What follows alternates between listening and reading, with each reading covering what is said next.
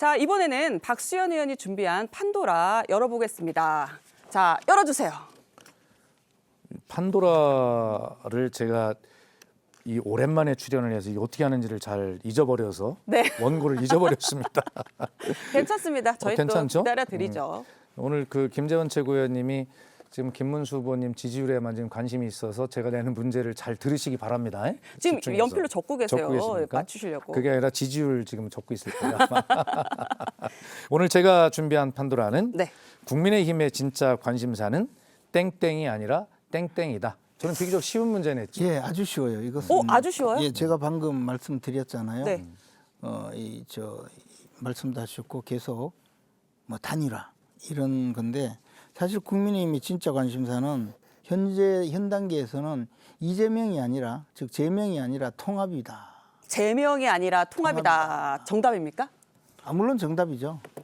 아니 그런데 아마 자기가 이렇게 막 던져놓고도 지금 무슨 설명을 못 할 것 같아요. 이게 뭔지. 왜냐하면 우리 당이 지금 어떤 문제가 있냐면 국민의힘의 통합이라고요? 국민의힘이 지금 당내 통합부터 지금 해야 돼요. 왜냐하면 지금 아직까지 당내 통합 그리고 또 지금 야권 통합이 참 그 다른 제3당들과의 통합 논의도 진행이 네. 계속되고 있거든요. 지금은 이재명을 상대하기 위해서 이재명 후보와 싸우는 것도 중요한데 우리 내부 통합이 아직까지 완벽하게 이루어지지 않고 경선을 함께 치렀던 분 중에는 뭐 하와이도 가 계시고 네. 또 내일 부산으로도 가시고 또는 뭐 이래요. 그래서 이분들을 다 모아서 단일 대우를 형성하고 또 우리 당 외에 있는 분 이분들도 단일 대우를 형성하면 이게 아주 그 큰 힘을 받아서 일순간에 이재명 후보를 물리칠 수 있다. 자, 그럼 일단 정답을 좀 들어볼게요. 제 정답은 네. 잊어버렸을 거예요. 잊어버렸습니다. 네. 두 가지 정답을 제가 낼게요. 네. 대권이 아니라 당권이다. 대권이 아니라 당권이다. 사실 이게 제명이 아니라 통합이다. 이 통합에 사실은 대권이 아니다 당권이다도 이 다 내용이 들어있죠. 다 들어 있는 것 같아요. 그런데 그 김재원 최고위원님이 지금 당내 통합을 말씀하시면서 하와이 어디 다 언급하셨는데 함흥은 언급하지 않으셨어요. 함흥. 예, 함흥 차사라고 하지 않습니까? 지금 그 특사로 가신 분들이 함흥 차사가 돼서 돌아오지 않을까 이런 생각을 하는데. 그 특사 말씀하셔서 네. 우선 저 대권 당권을 설명하고요. 네, 짧게 설명. 짧게 설명하겠습니다.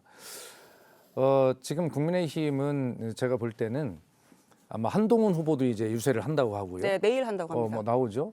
그럼 한동훈 후보에 유세하겠다고 하는 그 동선 이런 것들을 분석해 보면 아마 차기 이 당권을 염두에 두고 자기 자신을 지지했거나 뭐라고 하는 이런 어떤 루트를 쭉 다니면서 그런 자기 당권 경쟁에 대비하는 이런 모습을 보인다는 해석들이 제 해석이 아니라 언론에 많이 있어요.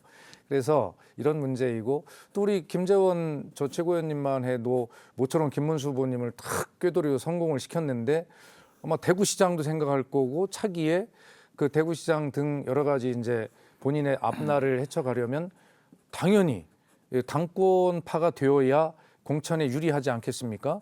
뭐 이런 문제들.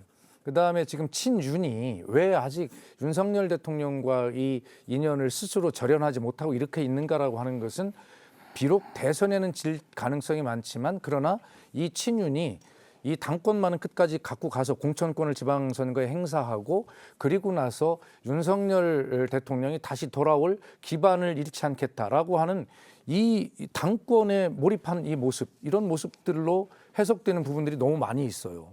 그래서 제가 오늘 준비한 것은 네.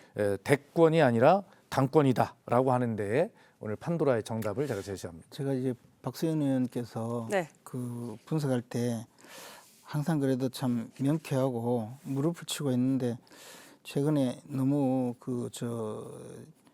탄핵이 되고 나니까 기뻐서 그러신지 총기를 좀 잃으신 것 같아요. 우선에는 네. 우리 당이 지금 대선을 앞두고 있는데 당권 이야기하는 분들은 정말 극소수라고 생각합니다. 그리고 그렇게 지금 움직이는 분은 저는 없다고 봐요. 물론 뭐 외부에서 보면 그럴 수가 있겠죠. 그런데 최근에 아까도 말씀드렸듯이 당의 통합에 대한 의원님들의 또는 당내 구성원들의 지금 열망이 굉장히 고조되고 있어서 그런 주장 이런 것은 그렇게 힘을 받지 못해요. 그래서 뭐 그런 생각을 내심으로 갖고 있는지는 몰라도 지금은 단일 대우를 형성해서 이 거대한 민주당 세력을 반드시 물리치자라는 그런 단일 대우로 나서고 있고, 또 이 지금 우리 그 박수현 의원님께서 말씀하시는 것은 일종의 그 흑색선전이죠. 그래서 상대방의 내부를 이간질하고 그것을 통해서 우리 전열을 분열시키려는 아주 분열 책동인데, 이런 그 고도의 그 내부 분열 전략에는 아주 그 단호하게 대응을 해야 됩니다. 아니, 더 분열될 게 남아 있습니까? 오니 무슨 말씀 지금 이렇게 다 모이고 있는데. 자, 이 단일화 말씀을 하셔서 요거 관련해서 좀 얘기를 해볼게요. 그 하와이 특사단 좀 전에 말씀을 하셨는데 하와이 특사단이 도착하자 홍준표 전 대구시장이 SNS에 사진을 하나 올렸습니다. 요거 좀 재밌는데요. 사진 좀 띄워봐 주시겠어요? 네. 처음에 이 보시면 넥타이부터 재킷까지 파란색이었습니다. 그런데 몇 시간 뒤에 이 넥타이가 빨간색으로 바뀌었습니다. 뭐 두 분 잘 아시겠지만 홍준표 전 대구시장 이 빨간색 사랑이 남다른데 뭐 빨간색 넥타이 24개가 있다고 그래요. 예, 그리고 뭐 레드 준표 뭐 이런 그러니까 별명이 있을 정도인데 속옷도 빨간색이 많이 있어요. 예, 그 얘기도 있더라고요. 근데 도대체 왜 이렇게 파란색으로 갔다가 또 빨간색 넥타이를 바꾸고 왜 그랬을까요? 일단 먼저 박수현 의원님. 아니, 예, 그러니까 그 홍준표 시장님답다. 답다. 예, 이렇게 생각을 하는데, 우선 누가 나에게 더 큰 선물을 줄 거야라고 빨강이냐 파랑이냐라고 양손에 떡을 들고 지금 저울질을 하고 있는 거죠. 자, 불러봐. 뭐 이런 얘기 아니겠습니까? 그런 측면에서 보면 이제 일반적인 이제 국민의힘에 해석하시는 분들을 보니까 정말 이 동지들이 가서 몇 시간 설득하고 하니까 마음이 바뀌었다. 이렇게 해석들을 이제 하시던데 그렇게 하시고 싶겠죠. 그러나 홍준표 전 시장님이 누굽니까? 천하의 홍준표인데 가서 몇 시간 얘기했다고 그게 바뀌겠습니까? 아마 에이 잘 됐다. 그래서 양손에 떡을 딱 지금 쥔 이런 형국이죠. 그래서 아마 본인의 주가를 더욱 높이는 아주 정말 뛰어나신 분이에요. 저렇게 넥타이 하나 가지고 자신의 주가를 저렇게 높일 수 있겠습니까? 민주당 내가 필요하면 좀 니네들도 와봐. 뭐 이런 이야기. 또 국민의힘 이거 갖고 되겠어? 오늘 뭐 이제 김문수 후보가 손편지를 썼다는 거 아닙니까? 네. 거기 어떤 내용이 있는데 이거 갖고 되겠어? 라고 이야기하면서 자신의 주가를 지금 한껏 높이고 있는 그런 어떤 제스처가 이렇게 내일 보였습니다. 이 하와이 특사단이랑 홍준표 전 대구시장 만나고 나서 어떤 내용이 있었는지 기자회견을 한대요.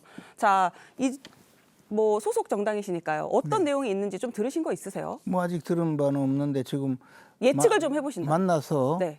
지금 그 만났다고까지는 언론 보도가 나오고 있어요. 근데 사실은 아마 그 김대식 의원과 유상범 의원 그리고 대변인을 지내고 있는 그 이성배 대변인이 함께 갔는데 갈 때부터 조금 의사소통이 있지 않았겠습니까? 뭐 오지 마라고 말은 해도 만나는 것 자체가 저는 충분한 의사소통이 있다고 봅니다. 그런데 뭐 저 넥타이 이야기를 하니까 사실 그동안에 민주당은 공작이 좀 있었거든요. 그래서 우리 홍준표 전 시장께서 뭐 민주당에 무슨 총리를 맡는다더라, 넘어간다더라, 지지한다더라 이런 소문이 여의도 주변에 파다했어요.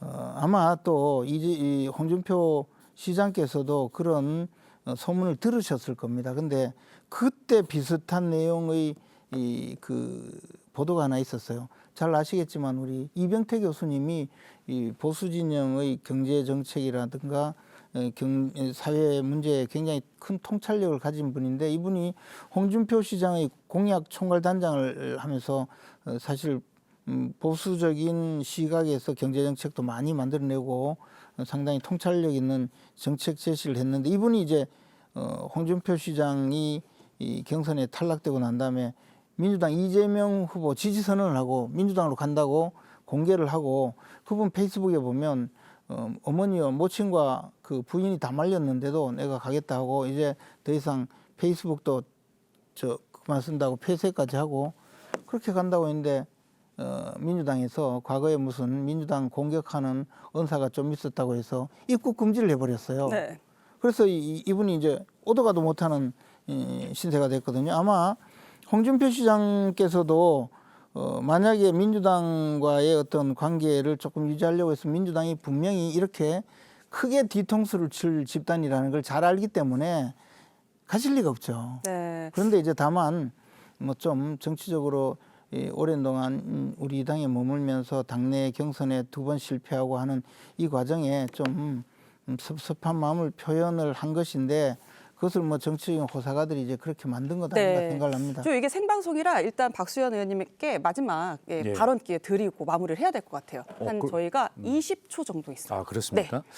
오늘 이렇게 토론을 하면서 제가 느끼는 것은 이 국민적인 어떤 고통이나 조기 대선을 치르는 이 국가의 아픔을 생각할 때 이런 문제들 가지고 토론을 해야 되는가, 이런 상황들이 과연 국민 보시기에 맞는가라고 하는 그런 자괴감과 부끄러움이 드는 것이 사실입니다. 그러므로 이제 우리가 힘을 정말 합칠 수는 없지만 우리 국민들께서 미래를 향해서 희망을 가지고 정말 이 조기 대선 한번 정말 해봐야 되겠다라고 하는 그런 선택을 하실 수 있도록 너무 그렇게 네거티브 막 이런 거 하지 말고 정말 미래를 향한 경쟁 그것만 가지고 했으면 좋겠다라고 하는 것이 오늘 김재원 최고위원님과 토론하면서 남는 느낌입니다. 네, 오늘 두 분 말씀 잘 들었습니다. 이제 두 분과는 여기서 인사드리겠습니다. 감사합니다. 고맙습니다.